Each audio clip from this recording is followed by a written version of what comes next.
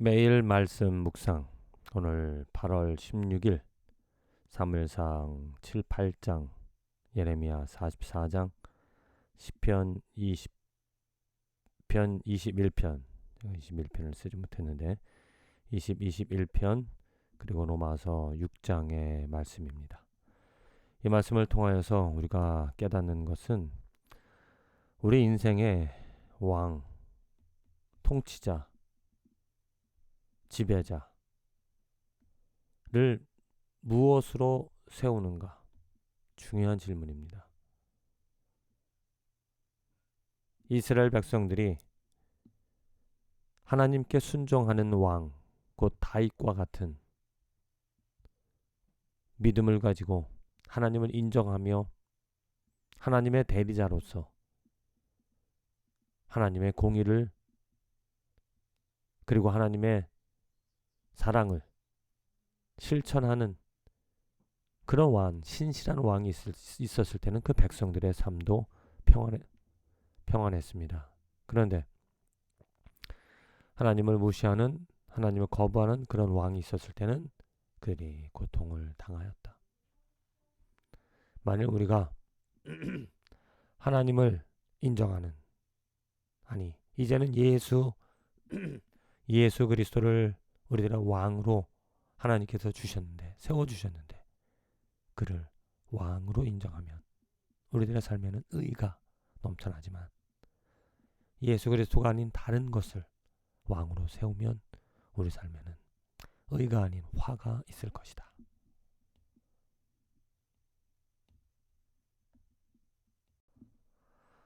자, 먼저 사무엘상 7장 8장의 말씀입니다. 사무엘이 이제 사사로 이스라엘을 다스립니다. 그리고 이후에 백성들이 왕을 요구합니다. 8장 6절에 보면 사무엘이 늙음으로 이스라엘 모든 장로가 모여 라마에 있는 사무엘에게 나아가서 그에게 이르되, 보소서 당신은 늙고 당신의 아들들은 당신의 행위를 따르지 아니하니 모든 나라와 같이 우리에게 왕을 세워 우리를 다스리게 하소서 한지라.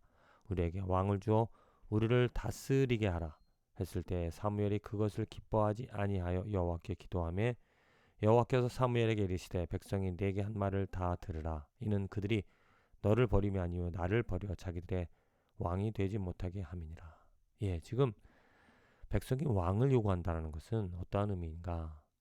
바로 하나님의 통치. 하나님은 지금 사사를 통하여, 이 사무엘을 통하여 이스라엘을 다스리십니다. 그런데 지금 이방 민족들, 다른 민족들을 보니까 왕이 있어 그 왕의 다스림을 받는 것을 보고 그들이 그것을 괜찮게 여겼죠. 그래서 사무엘에게 우리들도 저들과 같이 왕을 달라, 왕을 세워달라. 그래서 그 왕의 다스림을 받게 해달라, 이렇게 말합니다. 참으로 이것은 무지한 일이죠. 왜? 사무엘이 이후에 경고를 합니다. 너희들이 왕을 세우면 그 왕의 노예가 되어질 것이다. 그 왕이 권력을 가짐으로 너희들을 지배하고 너희들을 다스릴 것이다. 그래도 좋겠느냐?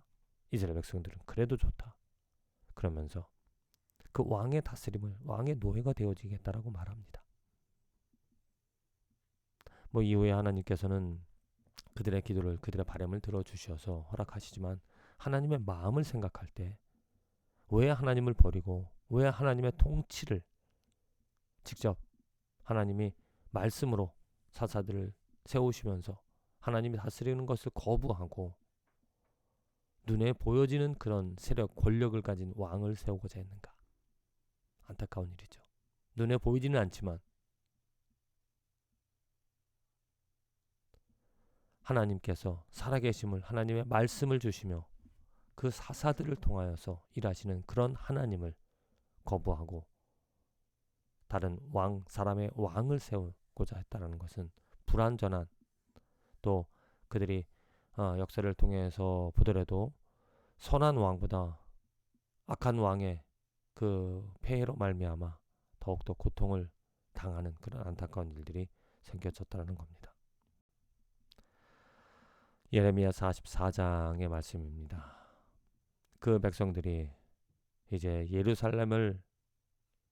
예루살렘에서 하나님의 저주를 받아 망하게 되어졌는데, 또 그들은 그것을 또 피하여서 이제 이집트 애굽 땅으로 도망 피신합니다. 그런 백성들에게 하나님께서 그곳에서도 하나님이 하나님을 거부하고 하나님의 명령을 따르지 않은 다른 우상들을 하나님 대신 섬긴 그 백성들을 심판 저주하시겠다라고 에레미야를 통하여 말씀하십니다. 너희가 유다 땅과 예루살렘 거리에서 행한 너희 조상들의 악행과 유다 왕들의 악행과 왕비들의 악행과 너희 악행과 너희 아들들의 악행을 잊었느냐? 그들이 오늘까지 겸손하지 아니하여 두려워하지도 아니하고 내가 너희와 너희 조상을 앞에 세운 나의 율법과 나의 법규를 지켜 행하지 아니하느니라. 그래서 망하였던 거고 또 이것으로 인하여 또 망할 것이다. 이렇게 분명하게 말씀을 하십니다. 그 왕들의 악행, 왕비들의 악행, 또 너희들의 악행, 그들이 악행을 범하면서도 설 수가 어려웠던 이유는 바로 지도자들이 타락했고 지도자들의 그 악행으로 인하여 저들도 그 악행을 쫓아 살아갔다는 것입니다. 지도자 왕을 누구로 세우느냐가 중요하다는 거죠. 만일 바른 왕으로 그들의 행위를 본받고 쫓아갈 수 있었다면 얼마나 좋았을까.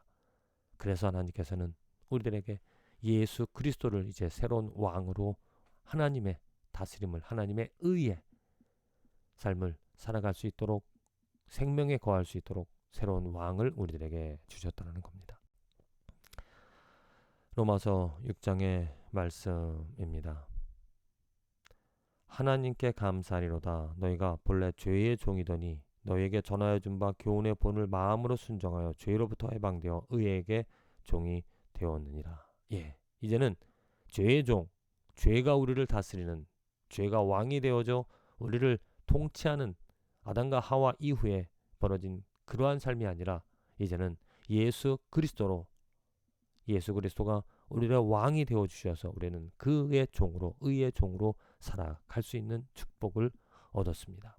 예수를 왕으로 삼아서 예수 그리스도가 나의 삶을 온전히 지배하시는, 나의 권위, 나의 모든 것들을 예수께 굴복하는, 그래서 예수의 의가 살아 넘치는 삶이 되어질 수 있다는 거죠. 정말로 우리에게 놀라운 하나님의 은혜가 주어졌습니다. 우리를 구원해 주시고자 우리들은 눈에 보여지는 것을 왕으로 삼아 그 다스림을 그를 따르고자 하는 그런 습성이 있지만 하나님께서 그 연약함을 아시고 다른 것을 쫓지 않고 하나님의 의를 쫓아 살아갈 수 있도록 예수 그리스도를 우리에게 보내주셨다는 겁니다. 시편 20편 21편입니다. 어떤 사람은 병거, 어떤 사람은 말을 의지하나 우리는 여호와 우리 하나님의 이름을 자랑하리로다. 그렇습니다. 병거, 말, 눈에 보여지는 권력이고 눈에 보여지는 힘입니다. 세력입니다. 그것을 의지할 수밖에 없는 우리 인간의 연약함이 있습니다.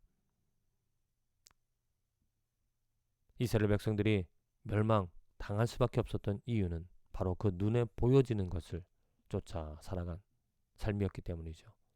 믿음은 보여지는 것으로 되어 말미암는 것이 아니고 오직 눈에 보이지 않는 그 하나님으로 이 세상에 말미암는다. 그래서 그 하나님을 왕으로 우리에게 허락하신, 우리에게 주신 예수 그리스도, 이 땅에 오신 그 예수 그리스도를 이제 의지하며 살아가는 그 삶이 바로 축복. 오늘 우리에게 하나님께서는 예수 그리스도를 왕으로 세워주셨습니다. 할렐루야. 정말 예수 그리스도가 우리 삶의 왕이 되어주시기 때문에 그의 지혜로, 그의 능력으로 우리들은 다스림을 받아 고쳐지고 변화되어지고 성장하고 성숙하는, 열매 맺는 삶이 되어지는 것이죠.